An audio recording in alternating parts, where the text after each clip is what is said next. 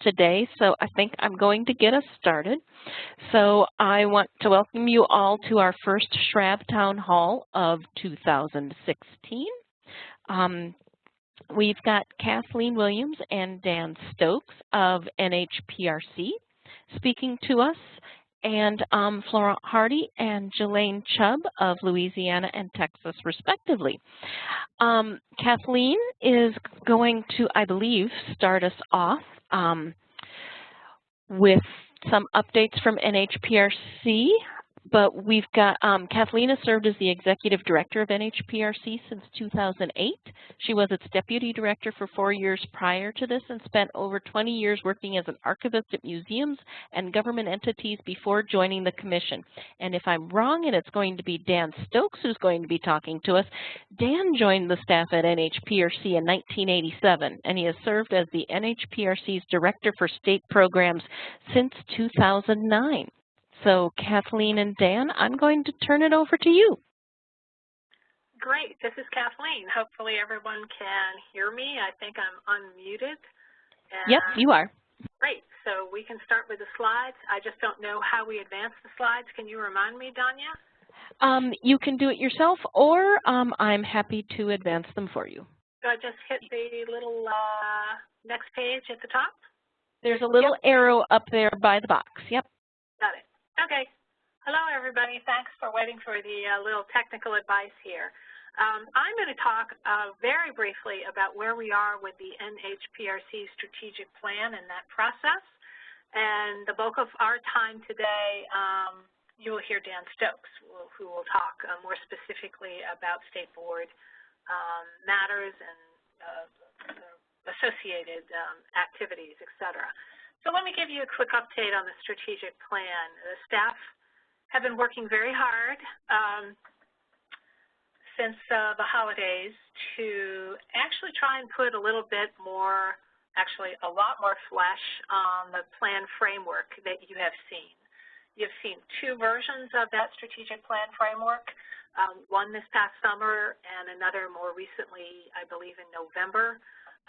You're invited individually and as an organization, as a state board, or as the CoSA organization to provide any comments, thoughts with us in each of those versions. And CoSA, in fact, chose to do so, and we had some individuals and some state boards chime in as well. So thank you for that. That's extremely helpful to us. Taking that feedback, other feedback we received, and the staff feedback from the Commission, of course, and the staff's own ideas, we spent a good part of January into February trying to provide implementation ideas on how we would go about achieving the goals that are provided, that are drafted in the framework that you've seen. So we have done that, and we're in the middle of refining the language on that right now. We have called a meeting of the 3-member committee of the Commission to review in person with staff those implementation strategies and suggestions and recommendations from us. The committee is charged with finalizing all of those ideas into a more robust kind of strategic plan and presenting that to the full Commission, which it will do at the Commission's May meeting on May 19th, in fact. From that process, after May 19th, if there are any revisions or refinements necessary, those will be carried out. And finally, our plan is to make the plan public sometime in June of 2016. Throughout this process, hopefully you've noticed that Commission members, well, you wouldn't necessarily have noticed Commission members have been pretty heavily involved in this, as well as staff. And certainly our polling of various stakeholders, we've tried to be as vigorous as we felt we could be throughout that process. So hopefully that's come through. I think if there are any questions on that, I'm happy to entertain those. That's kind of at the end of our time. I wanted to give you a sense finally, what you will see in June, what everyone will see in June, you'll see at least two things. You'll see the plan in full, which will have goals, strategies for achieving the goals, objectives under those strategies, and probably activities or tactics that we intend to carry forward on, all again to achieve those goals. Along with that, you're going to see a secondary document, and that's something we think is almost like a shorthand for quote-unquote what's new in the plan. What are we putting in here that either we haven't done before or we haven't emphasized before? So it's kind of an exec summary of a shorthand and clues as to, with all this stuff before you in the full plan, what's different. And so we think that that will be a helpful document for the public to have in front of them as well. So if anyone has any other ideas on this, we certainly are open to those, and I'll certainly be talking with you all as you meet in your annual meeting at CoSA about this. I think Dan and or I are certainly very happy to join state board meetings pretty much virtually, not travel in person these days, to try and talk out some of those things as well. So I just leave that as an invitation that you can contact us if you want to talk out some of these things for sure. So having said that, I think I'm done my spiel, and I can move on to very quick status update on the fiscal year 17 appropriation for the Commission. You may or may not know the President's budget went forward to Congress a week or so ago. The recommendation in that budget is for a steady $5 million in funding for the grants program of NHPRC, and we'll see how that plays out. There's always interesting aspects to this in terms of how the budget process evolves in Congress, and this is an election year, so it makes it even much more interesting than it might normally be. So we'll just have to see what that is. I will say I can share with you, we did ask for an increase. Of course, it did not, as I understand it, did not go through. So I'm happy to entertain any questions that anyone might have on that as well, kind of at the end of our time. Having said that, I think I'll turn it over to Dan for more specific talks about the state boards. Okay. Oh, there I am. All right. I wanted to let you know about the State Board Programming Grant application deadline that's coming up. This is also available on our website. The draft application deadline is April 4th rather, but I usually accept anything that comes in after that as well if I've got time.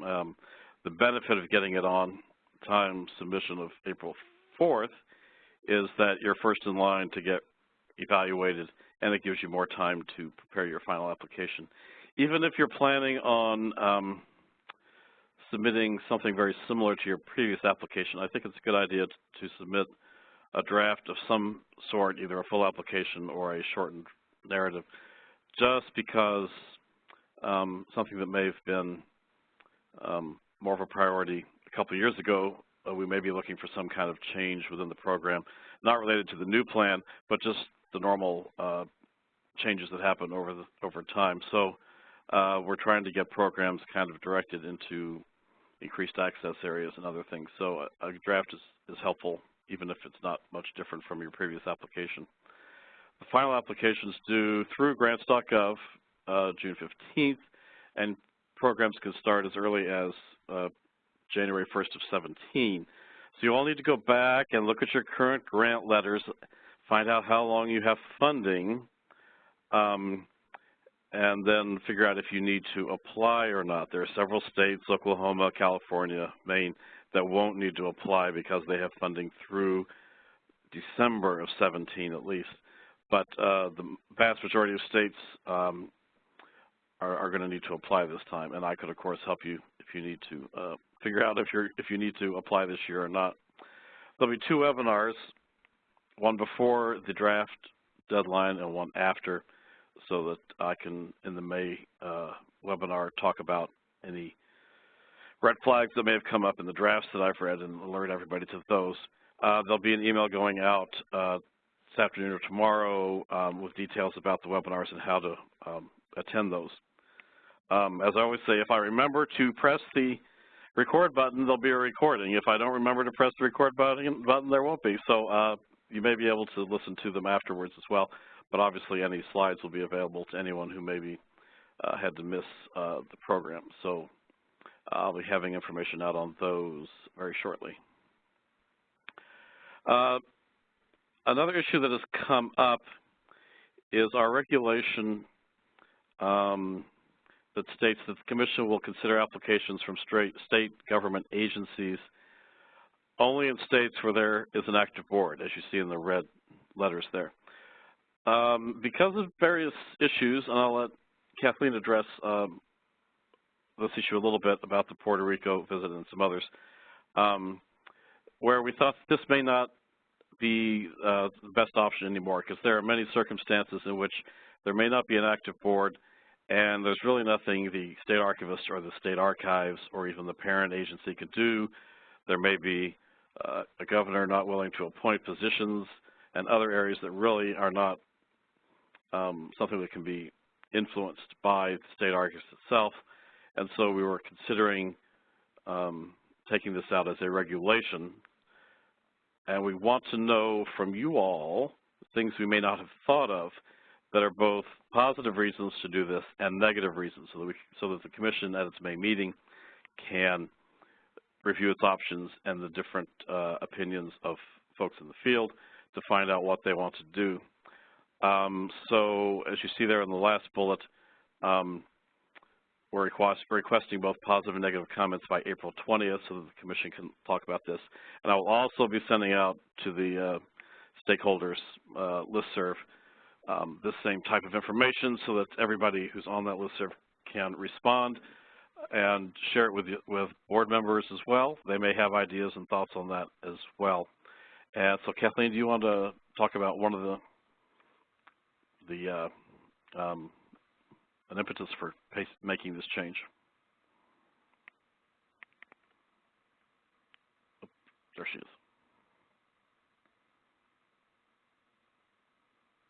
Okay, she's unmuted.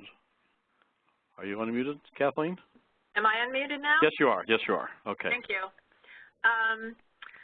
We had an opportunity to go offer a workshop. 2 grants officers went down in early December, a day-and-a-half workshop, basically, and I can share with you the reasons for that if anyone wants to hear that. But while the grants officers were there, they also had an opportunity to visit. It's not called the Vital Records Department, but that's what it is for Puerto Rico. And obviously came back very impressed with the fact that this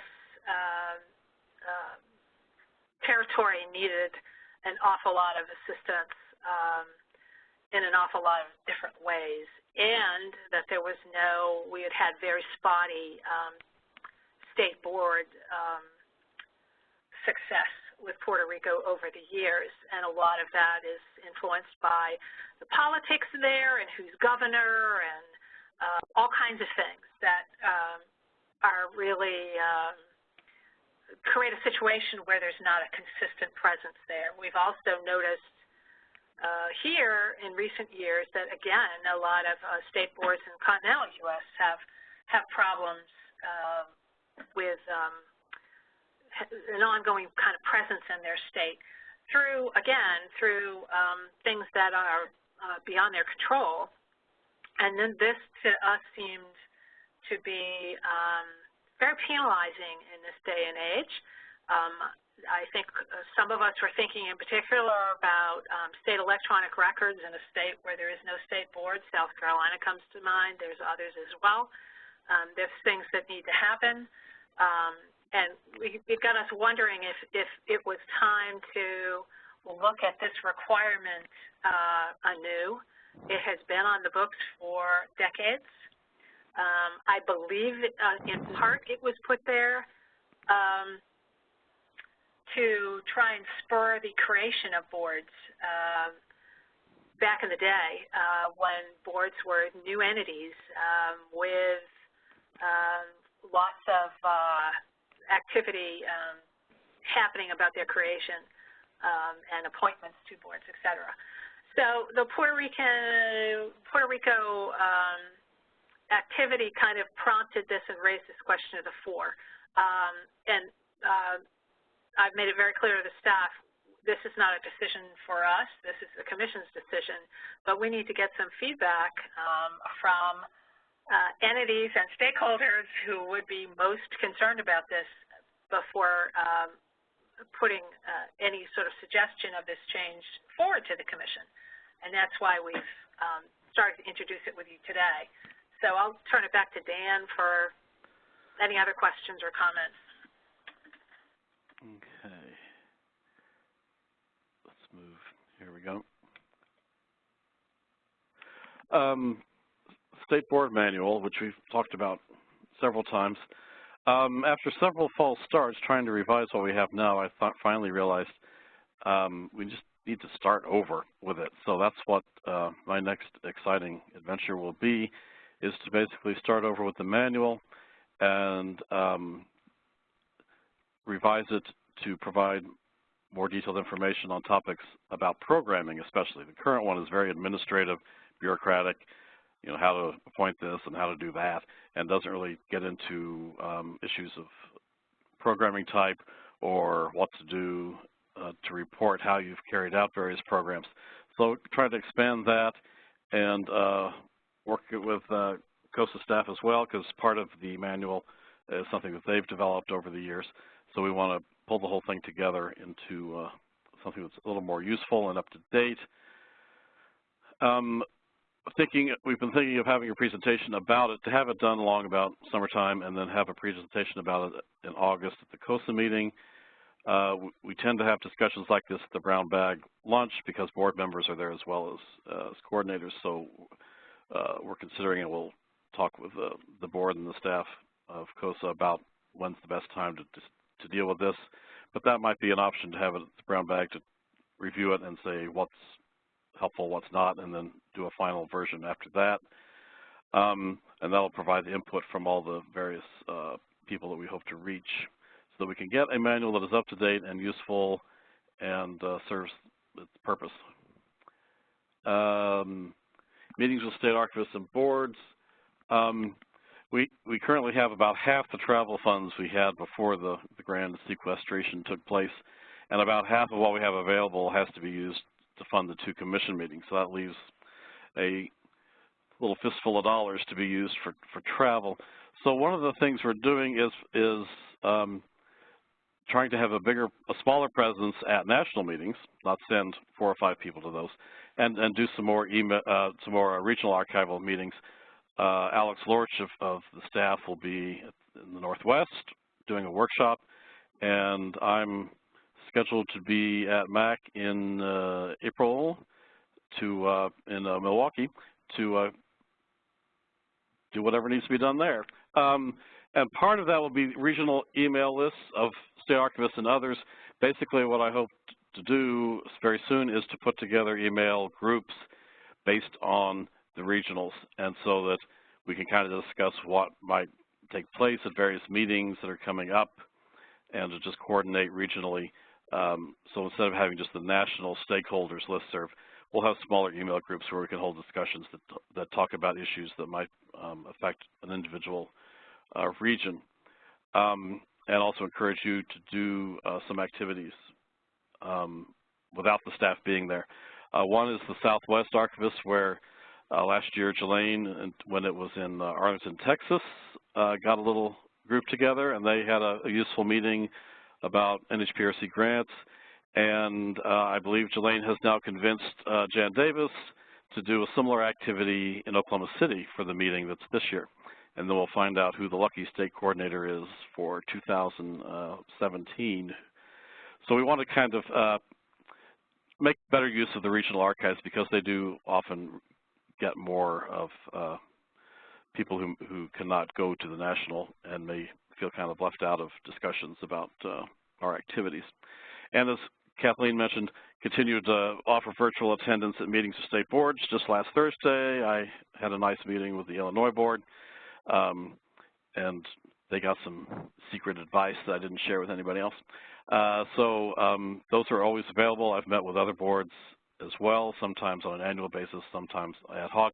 This can be anything you want, to talk to when you get new members, to let them know how things work, or just what's going on now, anything like that. So it can be any kind of topic that would be useful to your board members. So luckily, I'm out of time and I'm out of slides, so we can move to Archives Month. Okay, thank you, Dan. I'd like to now introduce, I have lost my introductions page, I'm sorry, Floyd Hardy, and I sure hope I pronounced that correctly. Floyd Hardy Jr. serves as the State Archivist for Louisiana and is the coordinator of the Louisiana Historical Records Advisory Board. So it's not a SHRAB, it's a, I'm not sure how they pronounce their acronym. Under Hardy's leadership, the Louisiana State Archives was voted one of the hidden gems of the state's art community by Southern Living magazine and is listed as one of the 101 best websites for genealogy by Family Tree magazine. The Archives is a partner with the Multi-State Preservation Consortium, which offers a centralized, cost-effective, interstate regional repository for state and local digital information and is featured in the National Geographic Society's United States Gulf Coast States Geotourism Map Guide. Dr. Hardy was honored as Louisiana Association of Museums 2014 Public Official of the Year as the individual who has demonstrated special or sustained significant support of Louisiana's museums and historical sites. So I think he is a very good person to talk to us about how he has been organizing and creating Archives Month in Louisiana. Floyd, over to you. And if you could chat to Becky or I which call-in number you are, because we're having trouble hearing you. Okay, I'm calling from... Now we can hear you. Okay, good. Great. Yep, now we can hear you. Super. Well, thank you, CoSA, for sponsoring this webinar. I appreciate it. Dan and Kathleen, it was good hearing your voices again. I just want to say that we're so excited about Archives Month. We focus a lot of effort on our Archives Month. As you see on the screen there, last year we had focuses on a diverse topic for Archives Month by each section of our archives. However, the way this came about is we have a Friends Board, and with one of our meetings we just sat down and we listed approximately 30 topics about history, genealogy, records management, and we decided that we would each vote which ones we felt were the top 7, because we have 7 lectures and we have 1 Friends breakfast in the middle of all of this. So as you see on the screen there, we had a diverse list. It was really interesting. You're looking at the 2015 schedule of lectures, and you notice the charity hospitals in Louisiana, a very hot topic here in Louisiana. The other one, the most dangerous animal of all, the Zodiac Killer, by his son, who discovered his father after he was adopted years later. The genealogy resources we have here at Archives, our Friends Breakfast, the Political Hall of Fame of Louisiana, the Foundation for Historical Louisiana, Historic New Orleans collection about the German records and the French records, and the Louisiana Endowment for the Humanities. Now, we've done this Archives Month since 2001, and really, my favorite was 2002, when we celebrated and honored the 16 co-authors of the bill which established Louisiana State Archives. 12 had passed away, and there were 6 still living. And when the staff called these individuals, one of whom was in the nursing home, one of my staff members came and told me, he said, Dr. Hardy, He said, you won't believe this, but when I called this certain representative and told him what we were doing, he actually cried. He was in the nursing home and he actually cried. That made me feel real good because we want people to realize, I like to call this place Louisiana's historical jewelry box. We have the jewels of our history here, and we want people to come in and visit. And once they come, we know they will appreciate the resources that we have here. Matter of fact, I'm already winding up for October, believe it or not. I don't know if you're aware of this, but this is the 50th anniversary of the Preservation Act, National Preservation Act. And I've already begun to visit with people throughout the state about preservation activities they feel are creditable and would be interest of people throughout the state. Matter of fact, the Historic New Orleans Collection just acquired the old WDSU TV building on Royal Street, and they're going to be speaking about how they're going to preserve that beautiful facility. We're talking about the Bentley Hotel, which is a treasure in central Louisiana. I just had a contact with a gentleman in northeast Louisiana. Come to find out, he is actually the president of the Louisiana Trust for Historic Preservation. We also are working with Cooperative, which is the council for French in Louisiana, because there is research going on now to locate the exact site of the Acadians and their resettlement from Canada in Louisiana. So we're really excited about that. And we have a Friends board. We've got about 800 on our mailing list. Actively, we have about 200. And one of our highlights of the Archives Month is a breakfast for our Friends group. And interestingly, I thought this was really interesting because many people that I speak to, the groups that we speak to here at Archives, we have a place called Coffee Call, and they serve beignets and café au lait. Now, remember when you went to New Orleans a few years ago? I hope you had café au lait and beignets. But anyway, I went to this place and I told him what we were doing, and he asked me how many people you're expecting. I told him we would have between 50 and 75 friends come to our breakfast. So he said, well, you're going to need 3 dozen beignets and 3 gallons. I said, whoa, John, we don't have a great budget. I said, we don't have that much money. He said, oh, no, Dr. Hardy. He said, everything for you is free because we believe in what you do. Until this day, I regret not asking John, what do I do? Because I want people in Louisiana to know what Archives does for our history. We've got the original acts of the legislature here. Our records, we thought, dated back to 1713. Now we found out recently that our records date back to 1620.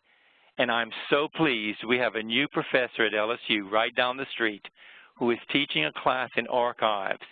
And one of the assignments is that the students must visit an Archives with a survey of questions that they are to ask. And I've already gotten 2 requests to come here. That's an honor because I have had only 1 intern, even though I have begged those professors of the universities, tried to work with Phi Alpha Theta also to get them to come here. We've got to hustle. We've got to hustle. Archives Month is a focus.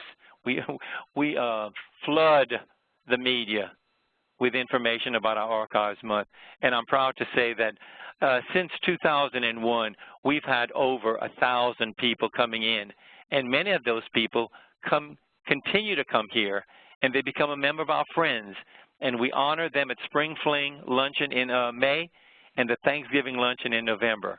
So our Archives Month is more or less a catalyst to get people involved in preservation, in security, in accessibility of our treasures. So I'll be glad to answer any questions or discuss any topics that you would like to have discussed. Okay?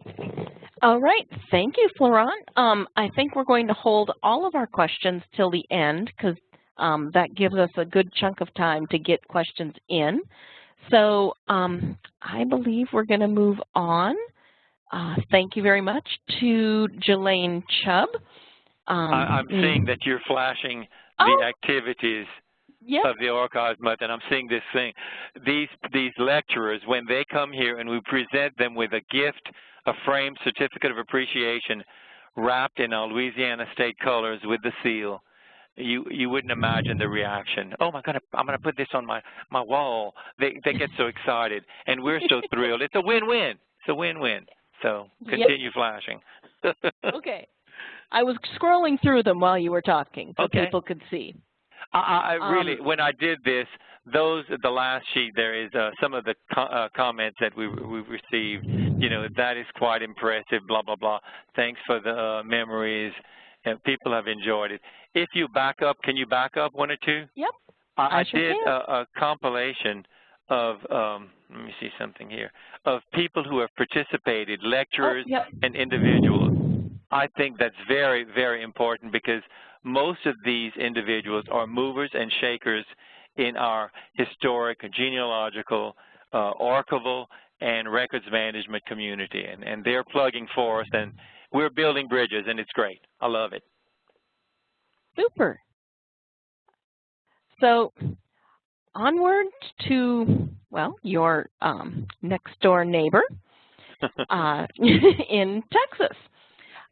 We've got Jelaine Chubb, who will be talking to us about the Texas State Archives Month activities. And Jelaine joined the Texas State Library and Archives Commission in June 2010 as Director of the Archives and Information Services Division and the Texas State Archivist.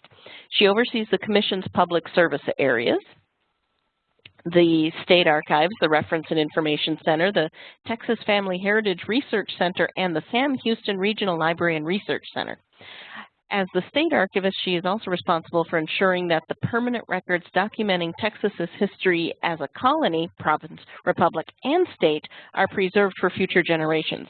She is also charged with leading efforts to expand public access to historical documents, photographs, maps, and other materials, and integrating primary source material into educational curricula.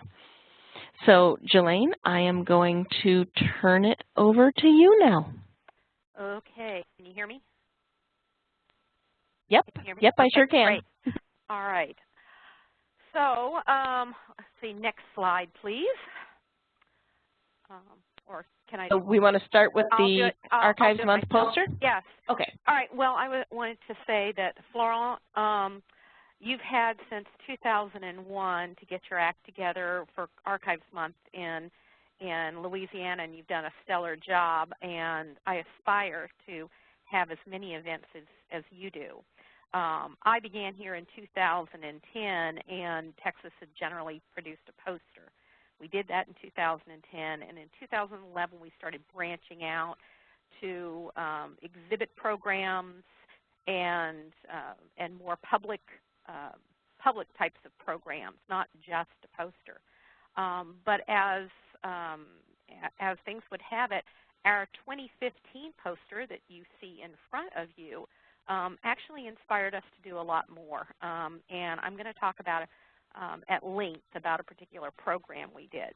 But I want to draw your attention to this beautiful poster and give props to our design team here at the Texas State Library and Archives Commission, my education outreach coordinator, Ashley Stevens, and our communications officer, Steve Sawinski, actually designed this beautiful poster. And it came about after a conversation about film and film preservation and some of the issues around digitization and the conservation that was needed before so many of the films in our collection, as well as in other collections, could be digitized. So this really spotlights, and I say that pun intended, the challenges of preserving film collections. We tried to get as many ideas in there as possible, the idea of moving memories, and the idea that film really is, especially home movies, they are memories that we want to preserve. And that would also be something that would reach out to the public, the general public that we were trying to reach.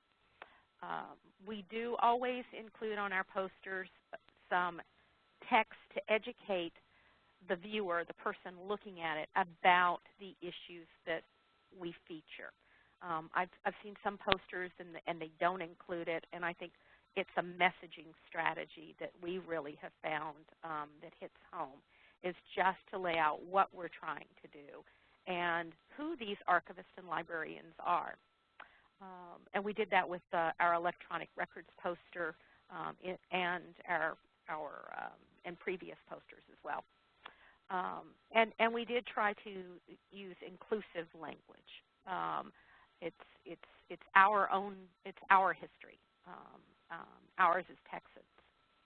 And of course, Kathleen and Dan, we included our funding statement regarding NHPRC and the Texas State Historical Records Advisory Board, as well as the logos and the website addresses for more information.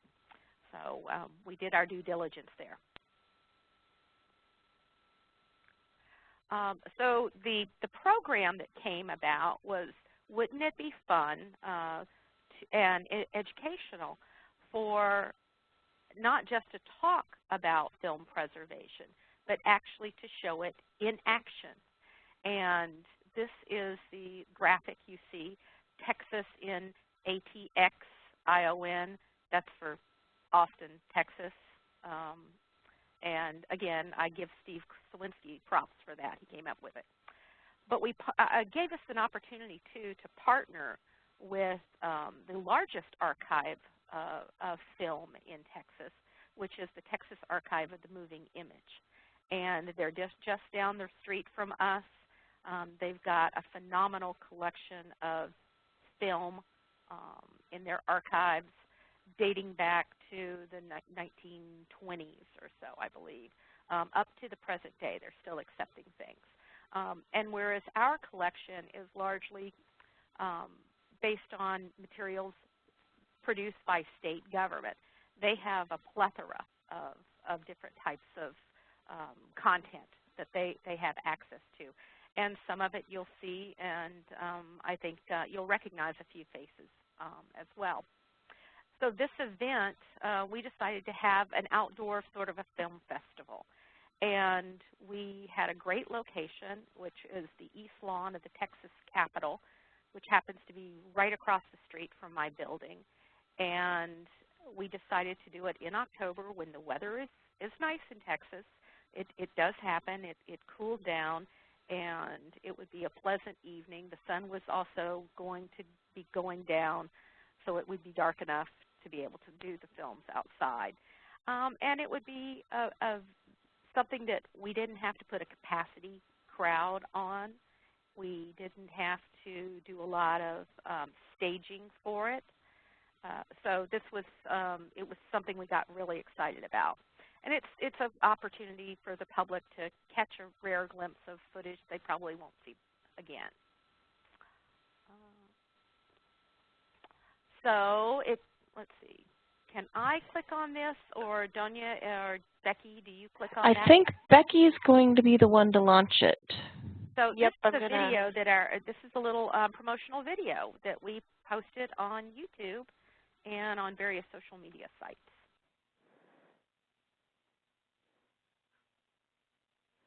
Okay. Did that open up for everybody? It should be down. Everybody should have had a little media viewer pop up in that right-hand column. Can we make it larger?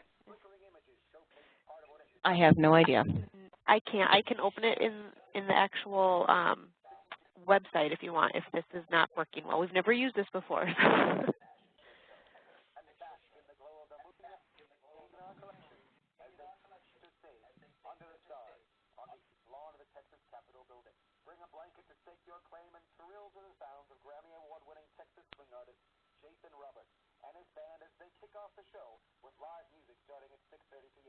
The projector spins to life at 7:30 p.m. with a kitschy collection of vintage and rare reels, sure to tempt your Texas taste buds. Don't miss this free family-friendly event. For more information, visit archives.atxion.org.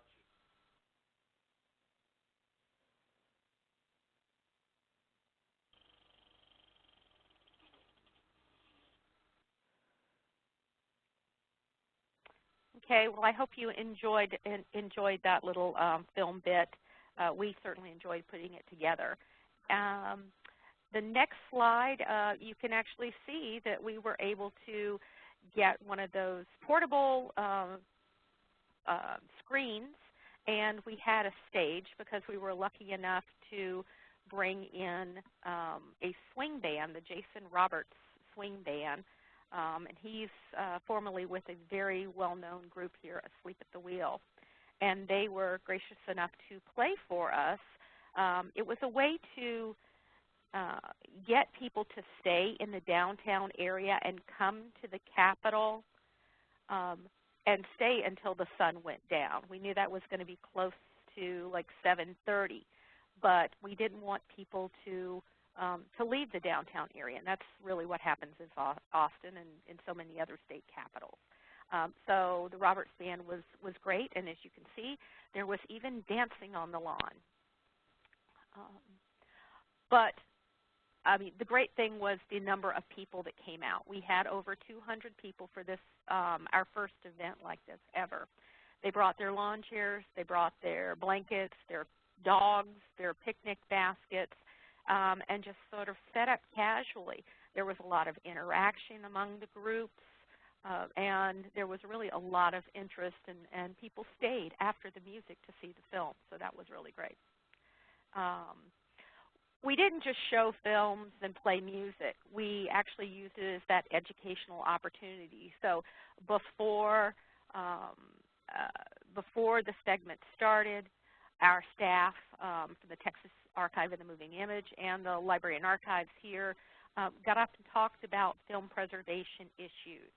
And they had introductory segments on each of the, or introductory comments on each of the film segments that were being shown. They provided information on how to care for film at home if you have home movies. They solicited donations of film. That was largely the Texas Archive of the Moving Image. And they answered quite a number of questions that people had about the film clips that they were seeing and about their own clips at home, how to really care for those home movies, or whether or not we would be interested in receiving them. So that was some great public engagement. And the archival community here in Austin really came out for this event. We were able to partner with the Archive of the Moving Image, but there were other organizations, the Austin History Center, the University of Texas, so many others that came and saw. And they actually have contacted us and said, we're interested in doing something else with you. Do you have ideas? And so we're actually working on a few projects yet to be named. Oh, and that the URL here, it actually, you can go, you can watch that video again, or you can get more information about the program. Let's see. Again, as I said, we use social media. We posted really heavily the month before and certainly the week of, and I think that helped us a lot. And we did produce our own very large poster to go over one of the doors leading into the library and archives. Yes, it's true. Everything is bigger in Texas, and you can see that here. We will not be outdone. Let's see. One of the things to consider, I think, if you're going to do any program that's new, are going to be the return on investment. What are the costs? For us, we identified the costs for this venture as the film digitization. A lot of the film clips that we wanted to use had not been digitized. We knew we weren't going to have an opportunity to get all of that done ourselves in-house. And so we contracted with the Archive of the Moving Image to digitize it for us. They would have done it for free if we had allowed them to post it on their site, but because we wanted it for our archive and for our Texas digital archive, our new electronic archive, we said no to having them host it. So it was I would say it was a nominal cost, probably around $500.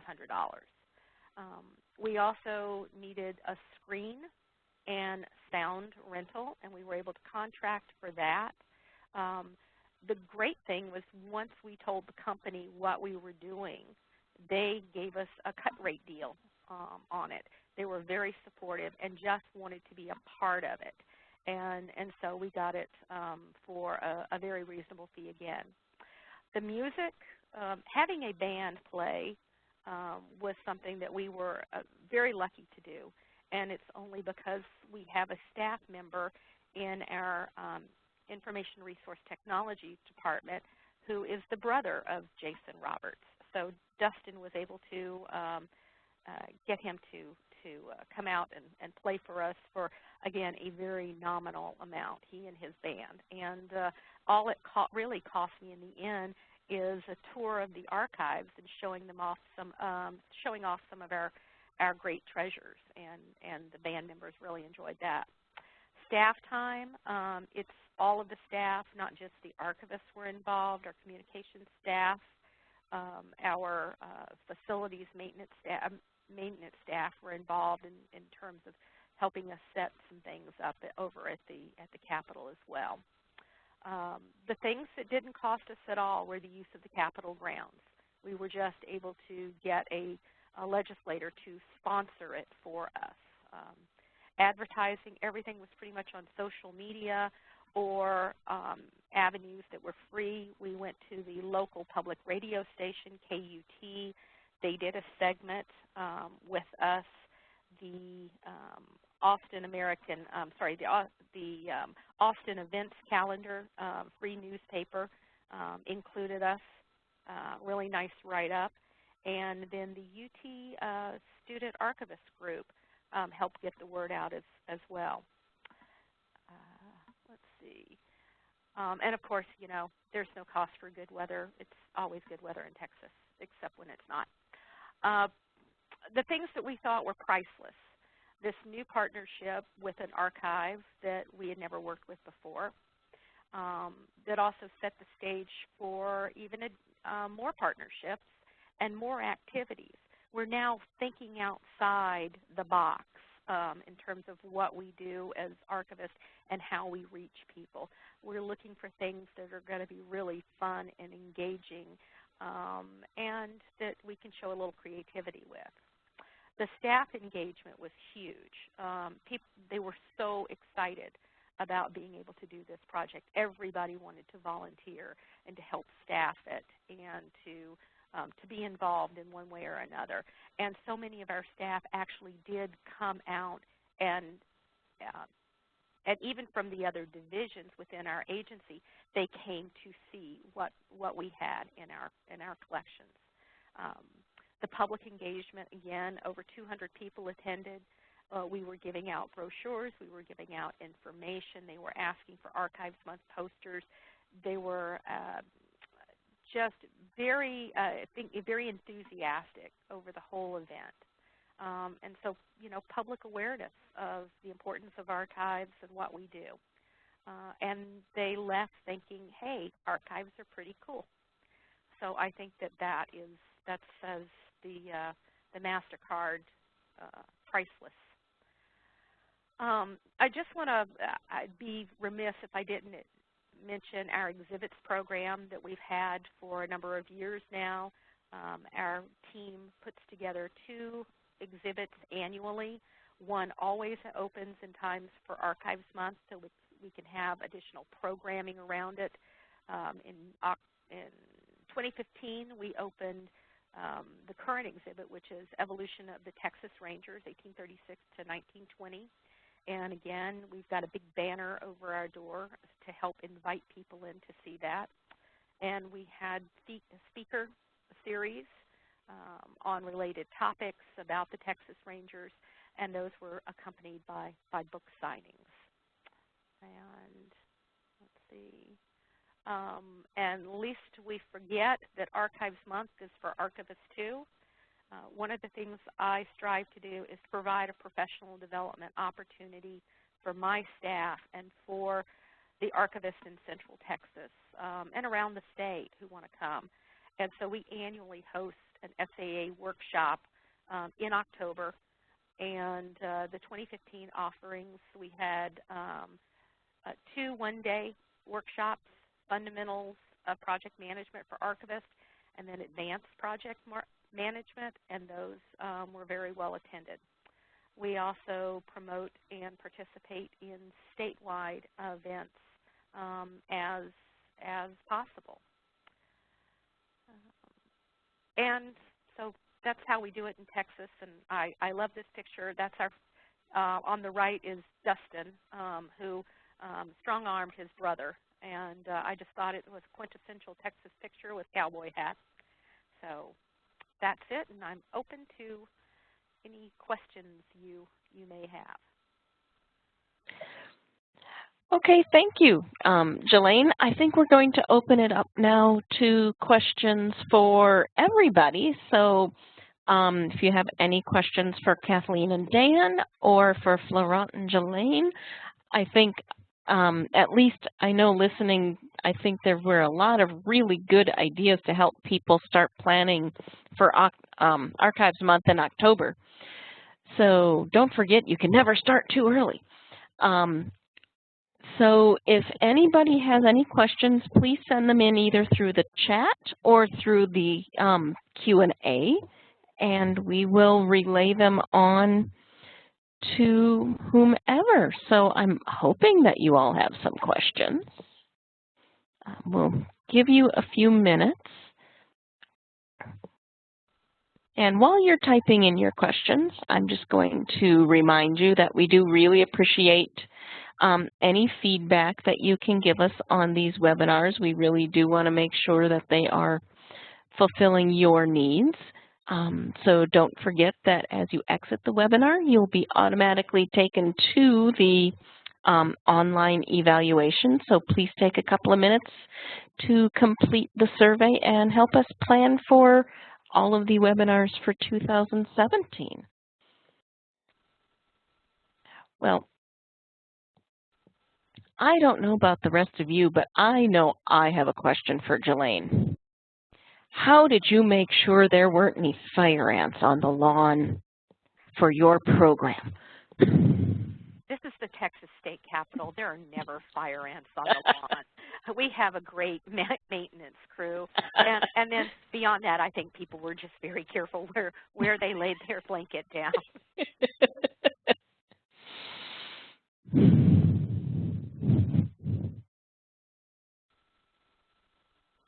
Oh, I'm surprised. We've just sent so much information your way. No questions.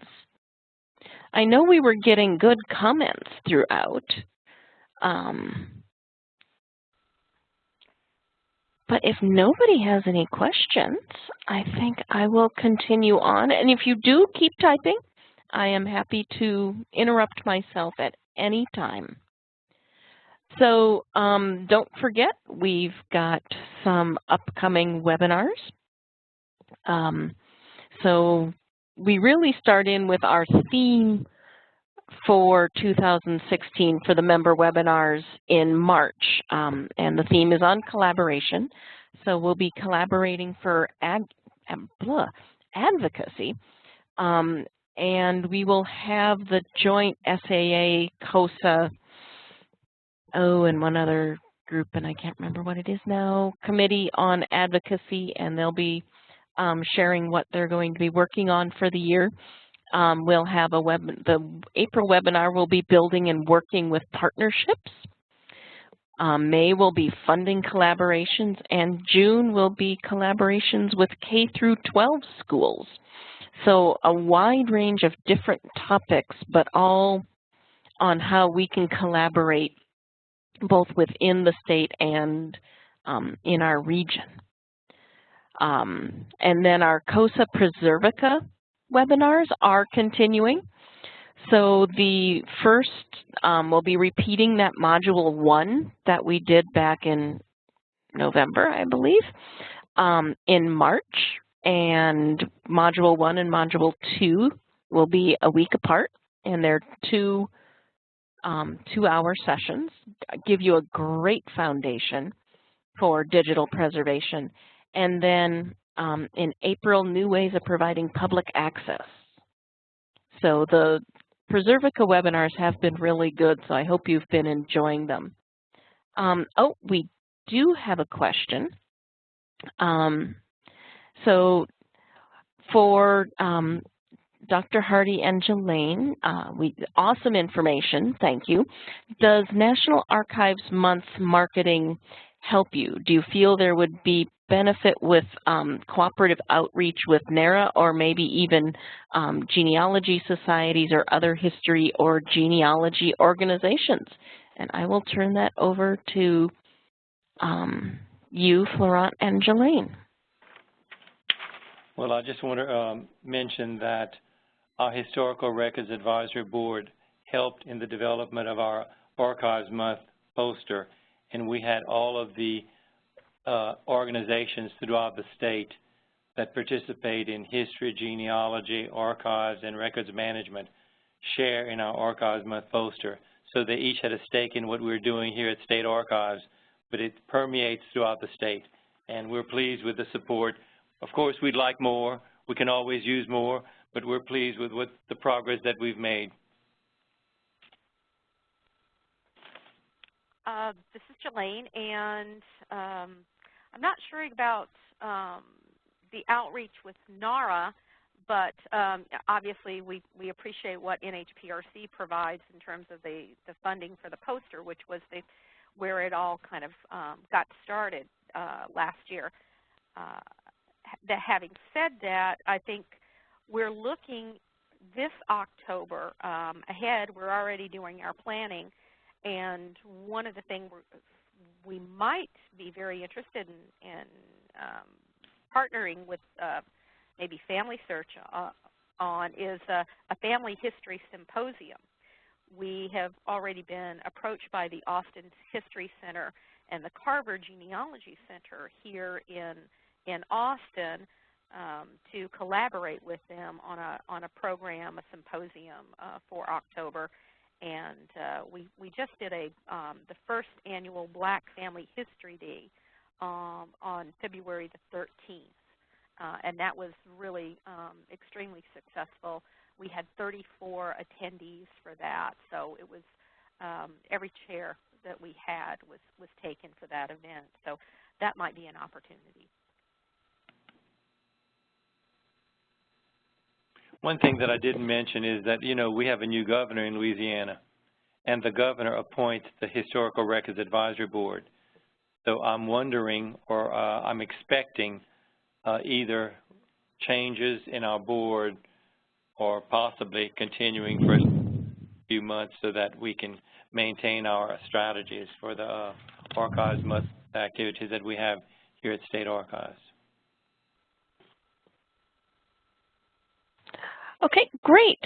We also had another question, and this might be, I think, for Jelaine. What level of funding and staffing do you have for your exhibit program? Funding is it's pretty much all funded right here in-house, so I don't have to go out beyond the agency for anything. I pay for the production of our posters that we put in. I say posters, but they're foam core text panel boards that we put in our exhibit cases. We're able to produce those on a printer here in-house and mount those. I have a graphics designer here who does all of that work for us. And our staff, we have a standing exhibits committee that works on these. And I would say that they probably put in about 10% of their collective time on each exhibit each year. And so I don't know. I mean, if I had to come up with some funding numbers, I could probably, figure it out. But it's just part of what we do. And it's not a large exhibit area. We have 8 exhibit cases. Some are wall recessed and others are standing cases. I'd be happy to post some photographs of our cases, but it's not a full-fledged, what I would say, museum-type exhibit.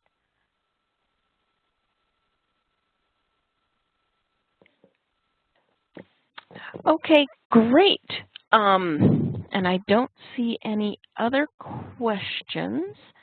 So what I want to do is, as always, thank our corporate sponsors. Each year, CoSA's corporate partnerships provide critical funding support for many CoSA membership activities and events. We are especially grateful to Ancestry.com and our other corporate sponsors featured here: Family Search, Preservica, Apex Software, Gaylord Archival, and as always, our generous federal funders, NHPRC and the Institute for Museum and Library Services.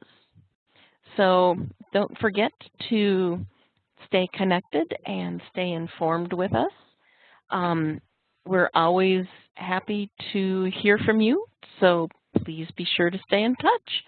And thank you very much for joining us on the webinar today.